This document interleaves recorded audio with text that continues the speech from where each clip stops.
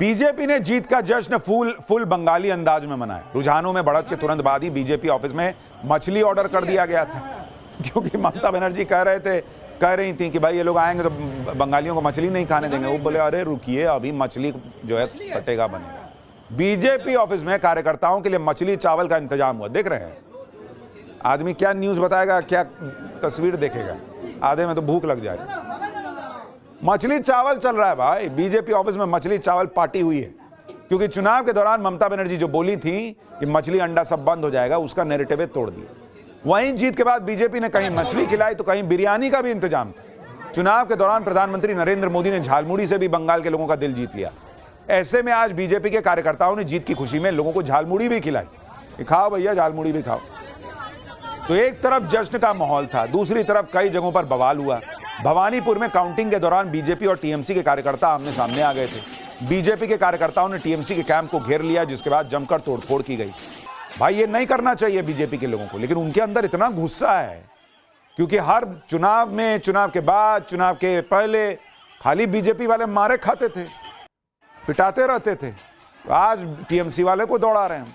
हालांकि नहीं करना चाहिए, लेकिन गुस्सा इतना है, क्या कीजिएगा। अभी मुझे लगता है धीरे धीरे कंट्रोल में आ जाएंगे। कुर्सी उर्सी तोड़े हैं भाई, किसी का खून खराबा ना कीजिएगा। आसनसोल के ही बराबनी विधानसभा क्षेत्र में जमकर बवाल हुआ। टीएमसी पार्टी के ऑफिस को आग लगा दी गई। इस दौरान भारी पुलिस बल की तैनाती दिखी। जमुरिया में भी टीएमसी पार्टी के ऑफिस को आग लगा दी गई। आग लगाने के बाद टीएमसी ऑफिस के बाहर बीजेपी का झंडा लगा दिया गया। वहीं मालदा में मुस्लिम बाहुल्य इलाकों में पहले ही सीआरपीएफ जवानों की तैनाती बढ़ा दी गई थी। लेकिन इस हंगामे के बीच सबसे बड़ी बात यह हुई कि कोई बड़ी हिंसा की घटना नहीं हुई। जैसा पिछला पोस्ट पोल वायलेंस था, वैसा कुछ नहीं हुआ। ऐसा इसलिए क्योंकि सेंट्रल फोर्सेस मुस्तैद है। इसलिए चुनाव नतीजे वाले दिन भय नहीं, भरोसा दिखा। बंगाल में जनता ने पीएम मोदी के भरोसे के नाम पे वोट दिया। पीएम मोदी ने बंगाल में भय नहीं, भरोसा का जो नारा दिया, उस पर बंगाल की जनता ने भरोसा किया। पीएम मोदी ने आज बताया कि आगे का बंगाल कैसा होगा। बंगाल में बीजेपी पहली बार अपनी सरकार किस तरह से चलाएगी और घुसपैठियों का क्या होने वाला है, ये सारे संकेत पीएम मोदी ने आज महाजीत के बाद भाषण में दे दिए हैं। हर बंगाल वासी को भरोसा देता हूं,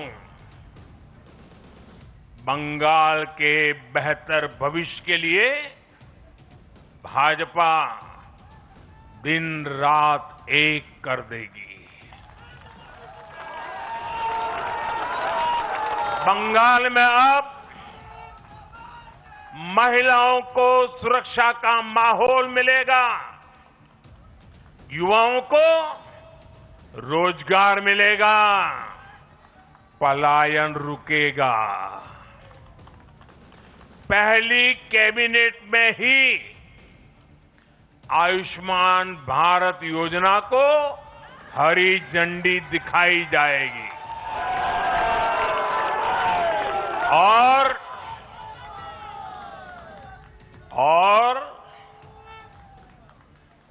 घुसपैठियों के खिलाफ भी सख्त से सख्त कार्रवाई होगी।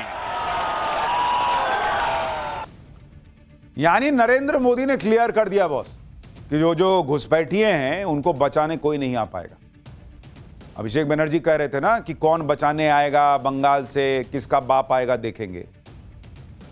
अब घुसपैठियों का इलाज करने के लिए दिल्ली से आएंगे, देखते हैं उनको कौन बचाएगा। नरेंद्र मोदी ने कह दिया है। ममता बनर्जी की करारी हार के बाद बंगाल में प्रशासन भी एक्टिव हो गया। बंगाल के चीफ सेक्रेटरी की तरफ से राज्य सरकार के सभी विभागों के लिए एक चिट्ठी जारी कर दी गई और उसमें कहा गया है कि सभी सरकारी फाइलें और डॉक्यूमेंट संभाल के रख लेना। कोई महत्वपूर्ण कागज, फाइल दफ्तर से बाहर मत लेके जाना। कोई भी फाइल बाहर गई, दस्तावेज खराब हुआ तो फिर देखना। किसी भी फाइल या डॉक्यूमेंट की फोटोकॉपी, स्कैनिंग तक मत करो। सभी फाइलों, कागजों और कम्युनिकेशन का उचित हिसाब रखा जाना चाहिए।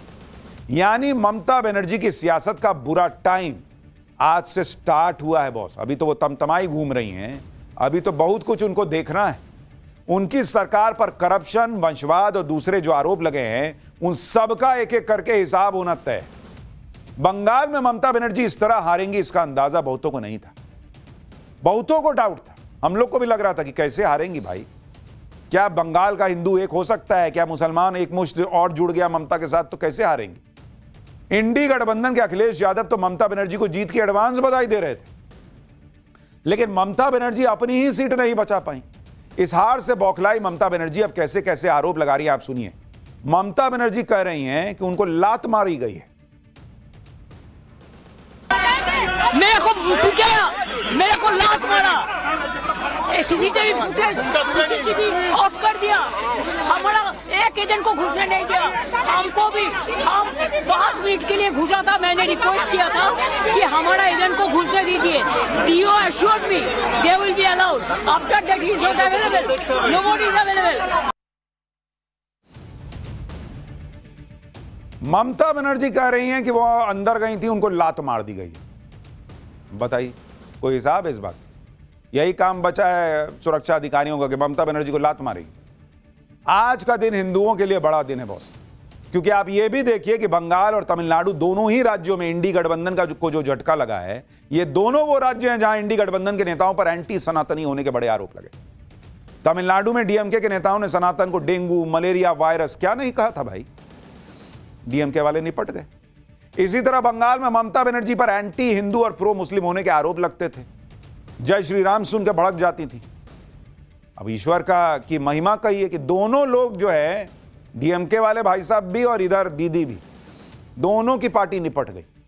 दोनों ही राज्यों में इंडी गठबंधन की एंटी सनातन वाली छवि को नुकसान हुआ।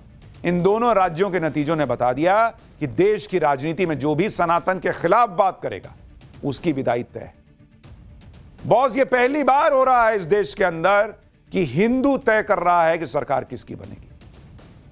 आजादी के बाद से नैरेटिव होता था कि मुसलमान एक मुश्त वोट देकर तय करता है कि सरकार किसकी बनेगी। यह नरेंद्र मोदी ने ऐसा हिंदुओं को एक कर दिया कि हिंदू अब बताने लगा है कि कौन सरकार में बैठेगा। गाली दोगे? नहीं बैठाएंगे, जाओ।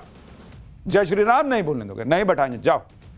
यह हिंदू कर रहा है, नरेंद्र मोदी के राज में कर रहा है, क्योंकि उसके अंदर वो हिंदू वाला प्राइड नरेंद्र मोदी ने पैदा किया कि तुम अगर एक मुश्त वोट दोगे तो जो तुमको कम्युनल कहता है ना, दरअसल वही कम्युनल है। क्यों भाई? अगर मुसलमान भाई लोग एक साथ आकर वोट दे सकते हैं तो हिंदू क्यों एक मुश्त वोट नहीं दे सकता? हिंदू देगा तो वो कम्युनल हो जाएगा, मुसलमान देगा तो वो उसकी स्ट्रेटेजिक वोटिंग है। ये कौन सा नैरेटिव है? लेकिन ये नैरेटिव बनाया गया क्योंकि इसी तरीके से सियासत की, जो आप कहिए कि वहां पर चेस चल रहा है, उसमें अपना ये लोग चाल चलते थे। नरेंद्र मोदी ने पूरा चेस बोर्ड उठा के फेंक दिया, बात यहां चेस नहीं होगा, लूडो होगा। सीधा सीढ़ी चढ़ चढ़ के भागेंगे। सनातन के खिलाफ बातें करना स्टालिन के नेताओं को भारी पड़ा। जय श्री राम के नारे से चिढ़ना ममता बनर्जी के लिए घातक साबित हुआ। और इसलिए आप देखिए कि बंगाल में आज जय श्री राम का ही नारा गूंज रहा है। तो ममता बनर्जी जो कह रही हैं कि बीजेपी ने चुनाव लूट लिया, ऐसा खेला कर दिया, वो, अरे ये पब्लिक जो निकली हुई है ऐसे हवा में निकली हुई है भाई। वो खुश है तभी ना निकली है। वो जय श्री राम का नारा लगा रही है बिना डर के, इसका मतलब उसको कॉन्फिडेंस था कि वो सरकार बदलने जा रही है और वो हो गया, इसलिए वो निकली है। पहले जब ममता बनर्जी जीतती थी, ये हिम्मत थी लोगों की कि ऐसे निकल जाते और जय श्री राम बोल देते। ये हिम्मत नरेंद्र मोदी ने दी। आप देखिए कि आज बंगाल का माहौल कैसे बदल गया। सोशल मीडिया पर वीडियो वायरल है, दावा है कि आज बीजेपी कार्यकर्ताओं ने ममता बनर्जी के घर के पास बाइक पर जश्न मनाते हुए जय श्री राम के नारे लगाए। बंगाल में जिस तरह के नतीजे आए हैं उसके पीछे यही कहा जा रहा है कि इस बार बंगाल के हिंदुओं ने पूरी कमान संभाली हुई। बंगाल चुनाव के शुरुआत से ही जिस तरह से बाबरी मस्जिद के चर्चे शुरू हुए तो सबको यही लगा कि इस बार बंगाल के चुनाव में बाबरी के नाम पर वोट पड़ेगा। लेकिन बंगाल के हिंदुओं ने बता दिया कि अब बंगाल में सनातन फैक्टर सब कुछ तय करेगा। जो हिंदू हितों की बात करेगा वही बंगाल पर राज करेगा। यह मैसेज बंगाल के हिंदुओं ने दे दिया। इसलिए आप देखिए कि बंगाल में 90% से ज्यादा वोटिंग हुई। मुसलमानों की तरह बंगाल के हिंदुओं ने भी एक मुश्त वोटिंग में हिस्सा लिया। दावा किया जा रहा है कि इस बार बंगाल में हिंदुओं ने ममता बनर्जी से सनातन के अपमान का बदला लिया है। कभी रामनवमी पर बवाल, कभी दुर्गा पूजा पर विवाद। बंगाल के हिंदुओं ने इस बार सारा झंझट ही निपटा दिया।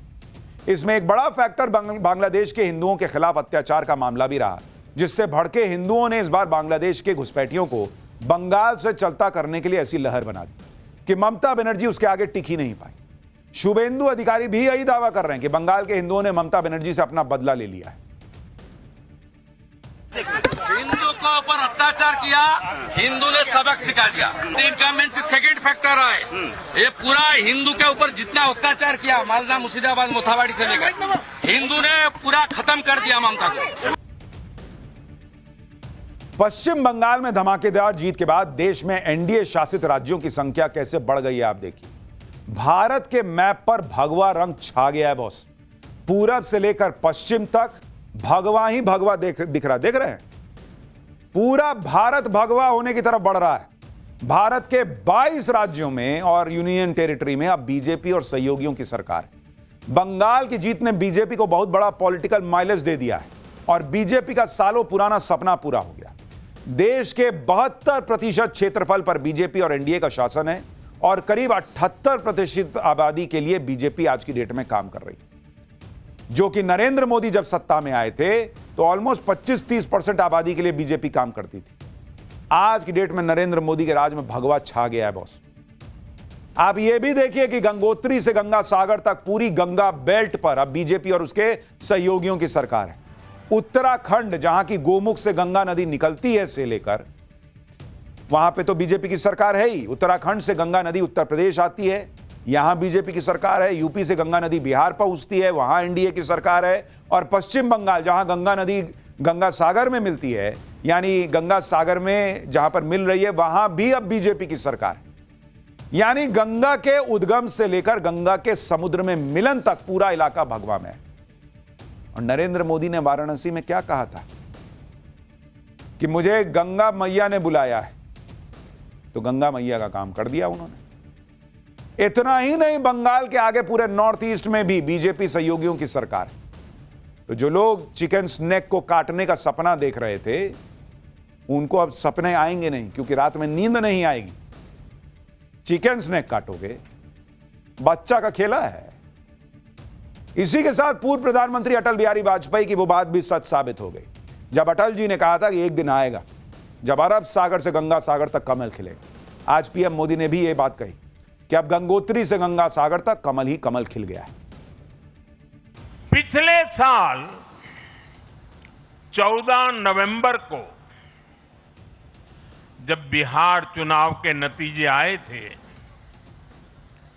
तब मैंने इसी जगह से बीजेपी मुख्यालय से आप सबको कहा था, गंगा जी बिहार से आगे बहते हुए गंगा सागर तक जाती है। और आज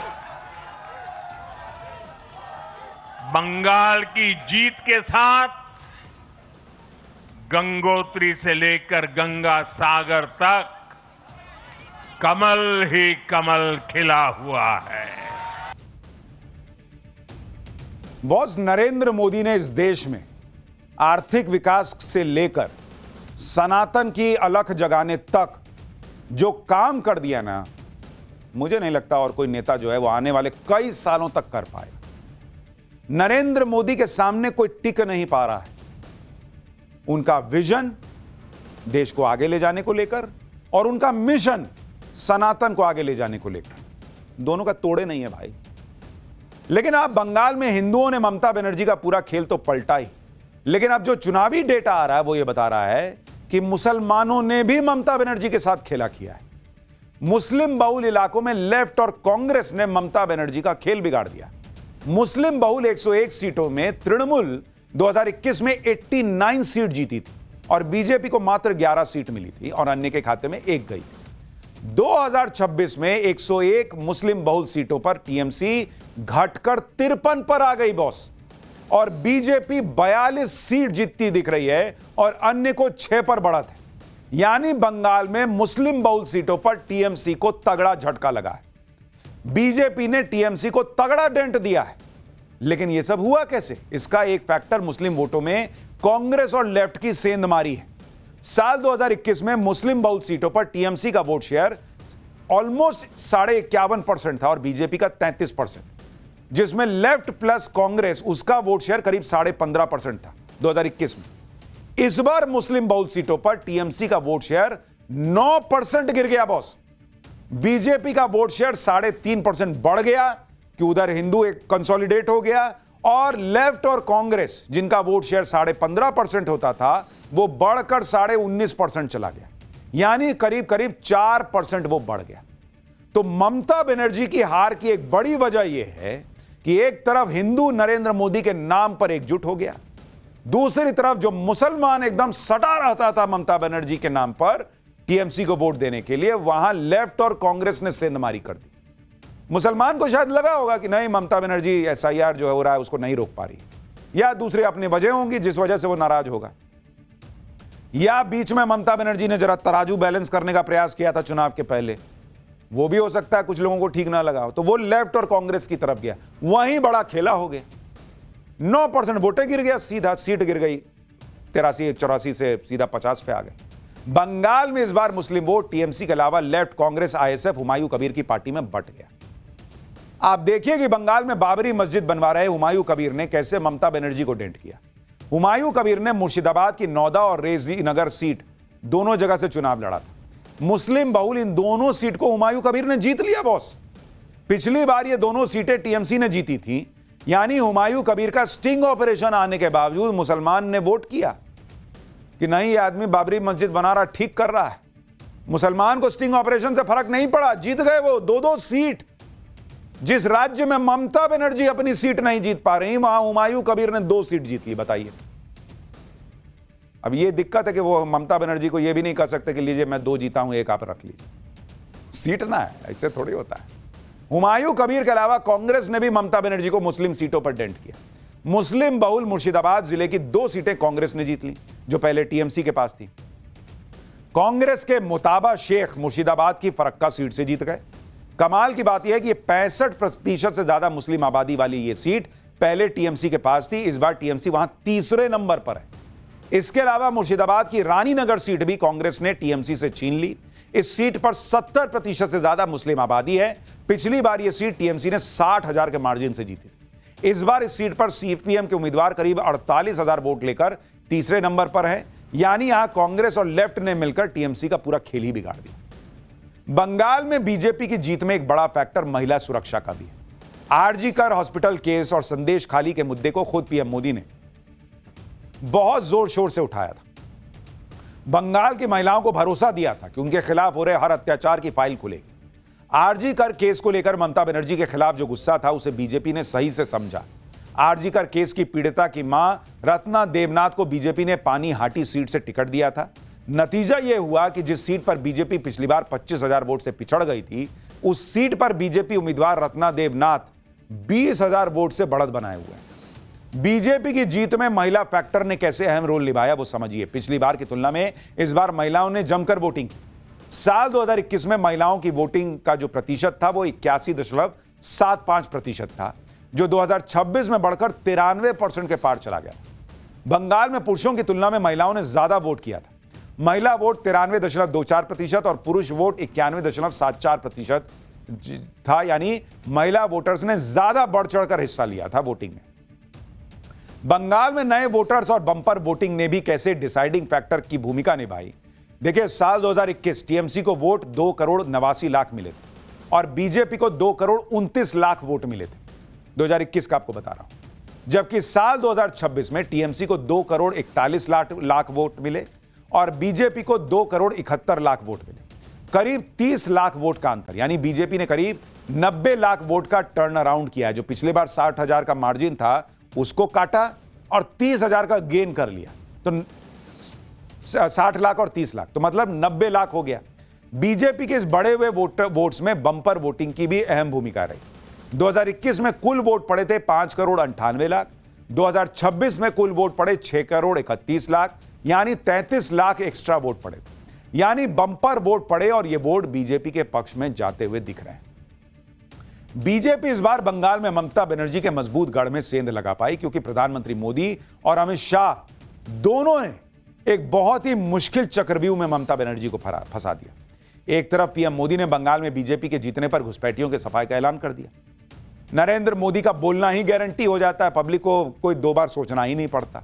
वहीं अमित शाह की इस गारंटी का भरोसा बंगाल की जनता तक पहुंचाने के लिए खुद बंगाल में डेरा डालकर बैठ जाना था। पीएम मोदी और अमित शाह की जोड़ी ने मिलकर बंगाल में बांग्लादेशी घुसपैठ को, डेमोग्राफी में बदलाव, चुनाव के दौरान बोगस वोटर, राज्य के बिगड़ते लॉ एंड ऑर्डर, महिलाओं की सुरक्षा, बंगाल के लोगों की प्रॉपर्टी हथियाना, बंगाल के युवाओं के रोजगार का डाका डालना, हिंदू त्योहारों के दौरान दंगे भड़काने जैसे मुद्दों से जुड़ा हुआ बता दिया। और प्रधानमंत्री मोदी ने बंगाल की जनता को गारंटी दी थी कि जो शरणार्थी हैं उन्हें संविधान के तहत हक दिलाएंगे, जो घुसपैठिए हैं उनको खदेड़ देंगे। बंगाल में घुसपैठ पर चुनाव प्रचार के दौरान दिए गए पीएम मोदी का यह बयान सुनिए। साथियों, बंगाल के लोगों की एक बहुत बड़ी चिंता घुसपैठियों की है। जो लोग पीढ़ियों से अपने गांव, अपने मोहल्लों में रहते आ रहे थे, उनके देखते देखते उन पर घुसपैठियों का कब्जा हो रहा है। कुछ जगह तो डेमोग्राफी इतनी बदल गई है कि लोगों को मंदिर जाने और पूजा करने की इजाजत नहीं मिल रही। कई जगह श्रद्धालुओं के रोज मंदिर जाने पर पाबंदी लगा दी गई। केवल दुर्गा पूजा के अवसर पर ही पूजा करने दी जाती है। देखिए, बंगाल के नतीजों से साफ है कि घुसपैठ पर मोदी की गारंटी पर बंगाल की जनता ने पूरा भरोसा किया। इसलिए आज बंगाल में बीजेपी की ऐतिहासिक जीत पर अमित शाह ने फिर घुसपैठियों पर पीएम मोदी की गारंटी जल्द पूरी करने की गारंटी दी। अमित शाह ने कहा कि बंगाल वासियों ने घुसपैठियों और उनके हितैषियों को ऐसा सबक सिखाया है जिसे तुष्टीकरण की राजनीति करने वाली पार्टियां कभी भूल ही नहीं पाएंगी। बंगाल ने जिन आशाओं और आकांक्षाओं के साथ मोदी जी के नेतृत्व पर यह विश्वास जताया है, बीजेपी निश्चित रूप से उन्हें पूरा करेगी। पीएम मोदी की गारंटी पर बंगाल की जनता भरोसा करेगी, इसका यकीन अमित शाह को पहले से था। चुनाव प्रचार के दौरान ही अमित शाह ने बांग्लादेशी घुसपैठियों को बांग्लादेश जाने की तैयारी का अल्टीमेटम दे दिया था। अमित शाह ने दो टूक कह दिया था कि बीजेपी के चुनाव जीतने पर घुसपैठ रोकने के लिए 45 दिन के अंदर बंगाल की सीमा को सील कर देंगे और उसके बाद एक्शन जो होगा वो तो देखेगी दुनिया। आप सुनिए अमित शाह का वो पुराना बयान। भाइयों बहनों, मुझे बताओ, हमारे बंगाल को घुसपैठियों से मुक्त करना है या नहीं करना है? क्या भाईपो कर सकता है? जोर से बोलो, भाईपो कर सकता है? दीदी कर सकती है? अरे घुसपैठिए को घुसाने वाले यही लोग बंगाल की सीमा को इन्होंने खुला छोड़ा है। आप यहां से शुभेंदु और हमारे साथियों को जिता दो, 45 दिन में बंगाल की सीमा को हम सील कर देंगे। मैं आज घुसपैठियों को कहकर जाता हूं, 4 तारीख को काउंटिंग है, 5 को भाजपा सरकार बनेगी।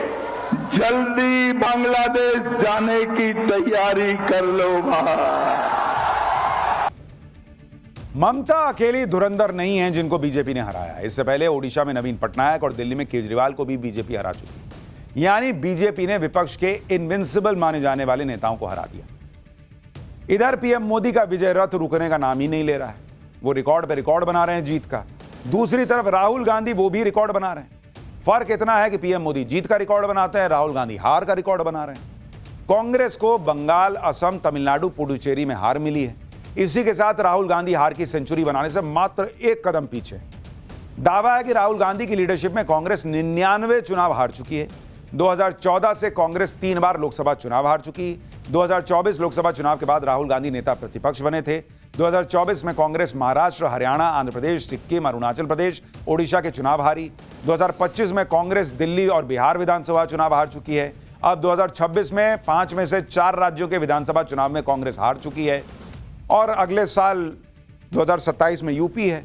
मुझे लगता है वहीं राहुल गांधी की सेंचुरी पूरी हो सकती है। बड़ा राज्य भी है तो थोड़ा बड़ा सेलिब्रेशन होगा, 100 सेंचुरी होगी। 5 राज्यों के विधानसभा चुनाव में कांग्रेस को केरल में तो जीत मिली, लेकिन लेफ्ट पार्टियों के लिए यह चुनाव बुरा सपना साबित हुआ। बंगाल कभी लेफ्ट का गढ़ था भाई। 30 साल से भी ज्यादा समय तक बंगाल पर लेफ्ट का शासन था। 2011 के बाद से बंगाल में लेफ्ट का खात्मा हुआ और अब लेफ्ट के हाथ से केरल भी चला गया। अब देश में किसी भी राज्य में लेफ्ट पार्टी की सरकारें नहीं। लोग मजाक में चर्चा कर रहे हैं कि लेफ्ट अब सिर्फ जेएनयू और कुछ मीडिया चैनल्स में ही बचा है, बाकी जगहों से लेफ्ट साफ हो गया और कुछ लोग राहुल गांधी की टीम में भी। लोग भले ही मजाक कर रहे हैं, लेकिन यह लेफ्ट पार्टियों के लिए चिंता और आत्ममंथन का विषय है। लेफ्ट की विचारधारा से लोगों का भरोसा खत्म होता जा रहा है। यही हाल रहा तो लेफ्ट का नाम लेने वाला कोई नहीं बचेगा। बंगाल में बीजेपी की प्रचंड जीत के हीरो पीएम मोदी हैं। पीएम मोदी ने बंगाल की पब्लिक के साथ जो कनेक्ट स्थापित किया वो वोटों में ट्रांसफर, और वो कार्यकर्ता है जिसने जमीन पर काम किया, और वो आरएसएस है जिसने बंगाल में पर्दे के पीछे से जान लगा दी। बॉस, आरएसएस के जो स्वयंसेवक हैं उनकी बात नहीं होती, लेकिन आरएसएस और बीजेपी की जुगलबंदी ना हो तो ऐसी हिस्ट्री नहीं बन सकती। आरएसएस के लोग जिस तरीके से जमीन पर काम करते हैं, वो जो मैसेजिंग करते हैं कि भाई काहे डर रहे हो, जाओ ना वोट दो, कुछ नहीं होगा, मैं ना, वो बहुत बड़ा रोल प्ले करता है। पीएम मोदी के साथ यूपी के सीएम योगी आदित्यनाथ ने भी बंगाल में जमकर प्रचार किया, और इन दोनों ही नेताओं का बंगाल में स्ट्राइक रेट देखिए भाई साहब, ऐसा लग रहा है कि वैभव सूर्यवंशी बैटिंग कर रहा है। बंगाल के चाय बागान वाले इलाकों में पीएम मोदी की धमक दिखी। पीएम मोदी ने चाय बागानों में मजदूरों के साथ बात की, महिलाओं के साथ पीएम मोदी ने चाय की पत्तियां तोड़ी। बंगाल के चाय बागान वाले इलाकों में 30 विधानसभा सीटें आती हैं। बीजेपी को 28 सीटों पर भारी बढ़त मिली हुई है। इन 30 में से 2 सीटों पर कांग्रेस को बढ़त दिख रही है। इसी तरह से सीएम योगी ने बंगाल में 35 जगह प्रचार किया, 30 सीटों पर बीजेपी वहां आगे दिख रही है। सीएम योगी का स्ट्राइक रेट 85% के करीब रहा है। अब बताइए, सीएम योगी बंगाल में हिंदू जगा दे रहे हैं, यूपी में क्या ही करेंगे। पीएम मोदी ने लगभग पूरा बंगाल कवर किया, और बीजेपी की प्रचंड जीत में पीएम मोदी के साथ मिलकर सबसे बड़ा योगदान दिया। जहां पीएम मोदी ने झालमुड़ी खाई थी, उस झारग्राम की सभी 4 सीटों पर बीजेपी आगे।